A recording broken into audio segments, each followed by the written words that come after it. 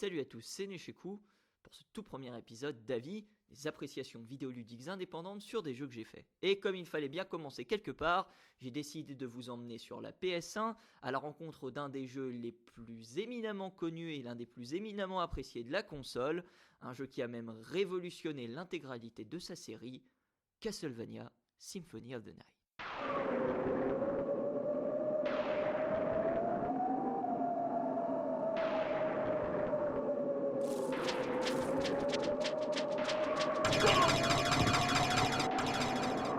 Sorti en 1997 sur la PS1, cet épisode de la série des Castlevania est considéré par une grande majorité de joueurs comme l'un des meilleurs épisodes de la série. Une série qui va, avec d'ailleurs cet épisode, décider de partir dans une direction complètement différente de celle qu'elle avait entrevue alors, le Metroidvania. En effet, Alucard, le personnage que l'on incarne dans le jeu, et un anagramme, va devoir parcourir le gigantesque château du comte Dracula pour y percer ses arcanes. Vous êtes donc enfermé dans un lieu particulièrement labyrinthique, il vous faudra trouver des reliques pour pouvoir accéder à des pans inaccessibles de la bâtisse avant d'aller affronter le maître des lieux. Le level design jouit donc ici d'une importance capitale et celui-ci est globalement bien exécuté.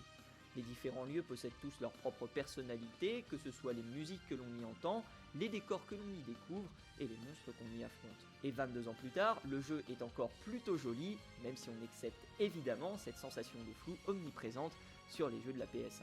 Le travail artistique reste donc admirable.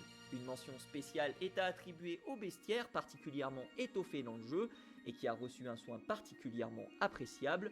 Ainsi, chaque ennemi possède ses propres attaques et meurt de façon différente. Ça paraît un petit peu bizarre de dire ça, et pourtant pas tous les jeux font.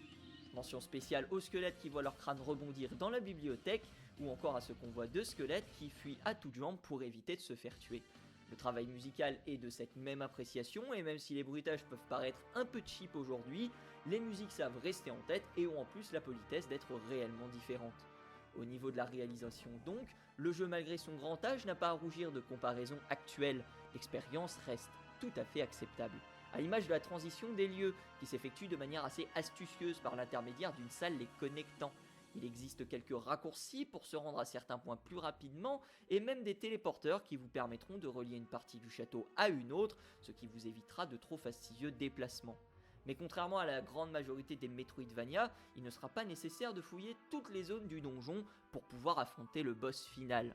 Une fois trouvées les 3 transformations obligatoires obtenues, libre à vous d'aller affronter le patron des lieux. Ainsi, les caves ou encore la tour de l'horloge peuvent être complètement ignorés pour un trajet optimisé. Cela ne vous permettra toutefois pas de finir le jeu avec la vraie fin, on y reviendra. A noter également qu'une version Saturn est sortie en 1998 et qu'elle contient davantage de lieux que la version PS1 qui est l'objet de ce test. C'est pourquoi je vous recommande, si vous devez découvrir le jeu sur émulateur, de le faire sur cette dernière, même si l'émulateur y est bien plus récalcitrant. En plus de passer sous la bannière du Metroidvania, Symphony of the Night arbore également pour la première fois des bribes de RPG. Les salles du manoir sont remplies de monstres, et chaque monstre tué vous permettra de récupérer de l'expérience, et une fois un certain nombre de points d'expérience atteints, Alucard verra son niveau augmenter et avec lui ses stats d'attaque, de défense, sa probabilité de réaliser des coups critiques, donc plus puissants qu'à l'accoutumée, et son intelligence qui semble être une stat qui empêche Alucard de recevoir moins de dégâts s'il attaque à main nue. Du moins c'est comme ça que je l'ai compris, même si j'avoue qu'il est complètement idiot voire dangereux d'attaquer un ennemi à main nue. D'ailleurs, parlant d'armes, Alucard trouvera tout au long de sa quête des équipements qui lui permettront de se défendre et de riposter face aux ennemis. Ces pièces d'armes et d'armure peuvent être trouvées dans des zones secrètes, mais aussi sur les cadavres des monstres qui laisseront parfois tomber des objets en mourant. Il existe d'ailleurs tout un tas d'armes, allant du corps à corps à l'arme de longue portée, mais aussi des armures et des accessoires qui protégeront notre chasseur de vampires ou qui lui offriront des résistances ou des bonus statistiques. Des objets seront également disséminés un petit peu partout dans le château, ceux-ci pourront aller de la simple potion qui redonne un peu de points de vie, à des objets de lancer qui feront très mal aux ennemis qui se les prendront. Il faudra là encore bien fouiller les lieux, car ces objets se font rares, et les posséder peut être d'une aide inestimable face à un boss un peu récalcitrant. On rajoute à ça les sorts que vous pouvez acheter chez le marchand, et qui s'exécuteront par l'intermédiaire d'une séquence à rentrer sur la manette et pour qui... ça n'a pas marché pour moi, mais je doute pas que ça marche pour vous, mais surtout les familiers qui vous seront parfois d'une aide précieuse pour avancer dans votre aventure, comme l'épée qui détruit tout sur sa route, ou la fée qui prend des items dans votre inventaire pour vous soigner en cas de problème. Symphony of the Night réussit donc à s'approprier des éléments de RPG classiques dans tout ce qu'il y a de plus basique, en y incorporant sa logique et son charme. Néanmoins, le tableau n'est pas aussi idyllique que l'on pourrait croire, et ce Castlevania accumule aussi les défauts notamment dus à son grand âge. En effet, la navigation n'est pas aussi optimale que l'on pourrait croire, même avec les fameuses zones de téléportation. De même, le jeu est parfois bien rigide dans ses explications. Alors c'est à remettre en perspective avec l'utilité du mode d'emploi que je n'avais pas lorsque j'ai joué au jeu, et que la très grande majorité des joueurs qui découvrent le jeu en ce moment ou à cette période n'ont pas non plus, mais vous seriez bien décontenancé d'apprendre que le truc que vous voyez en face de vous est un point de sauvegarde et non un objet magique. De plus, l'activation de ce point de sauvegarde n'est possible qu'en appuyant sur la touche O, ce qui peut paraître une hérésie. Le jeu vous lâche donc un petit peu comme ça, et c'est à vous de vous débrouiller pour mener à bien votre aventure. Certains lieux sont d'ailleurs parfois très bien cachés. Par exemple, là je viens de passer dans une salle, et il y a un secret. Voilà, si vous voulez je vous la remontre. Voilà, que ceux qui veulent finir le jeu avec la vraie fin se rassurent toutefois, toutes les démarches pour y parvenir y sont clairement expliquées. Parlant de vraie fin et pour remettre en perspective ce que je disais sur les musiques, je trouve celle de la deuxième partie bien moins polie que celle de la première, en plus d'être moins nombreuses. Certaines restent de qualité comme celles que vous entendez actuellement, mais elles ont tendance à davantage se répéter et à devenir pénibles. À un moment donné, pour une séance de grind, j'ai tout simplement coupé la musique pour m'écouter du Chuck Ragan.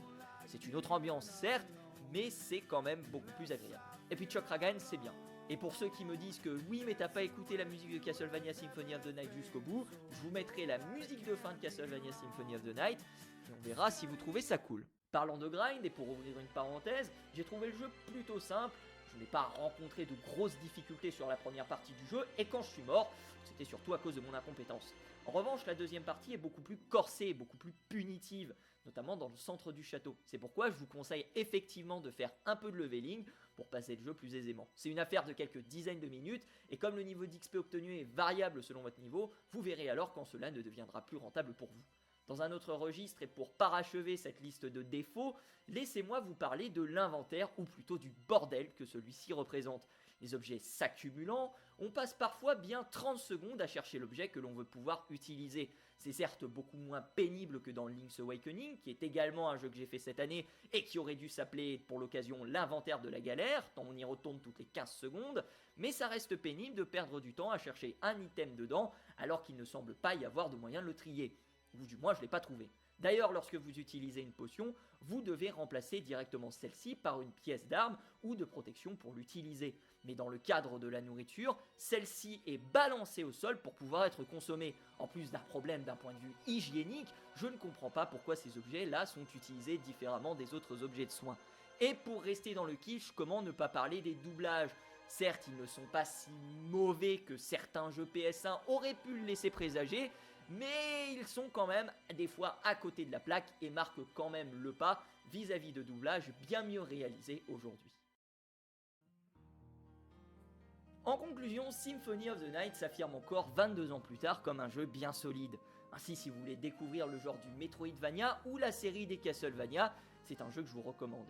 Il est encore largement respectable. Toutefois, depuis quelques années, de nouveaux jeux s'imposent comme les canons du genre. D'abord, il y a eu Ori and the Blind Forest, puis en 2017, le fameux Hollow Knight, qui semble encore aujourd'hui mettre tout le monde d'accord sur la définition bien précise de ce qu'est un bon Metroidvania. Et il est vrai que Symphony of the Night souffre de la comparaison avec des jeux plus récents.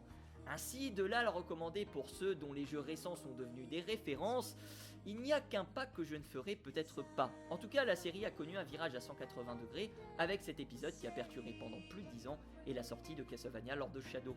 Et si aujourd'hui la série est connue globalement pour des jeux moyens voire plutôt mauvais, à l'époque elle était considérée par beaucoup comme l'une des meilleures séries du jeu vidéo. J'espère que cet épisode d'avis vous a plu, j'espère surtout vous avoir convaincu de jouer au jeu. D'ici là, moi je vous dis à très bientôt et on se retrouve pour un nouvel épisode d'avis et peut-être avec un nouvel épisode du Conte Dracula aussi.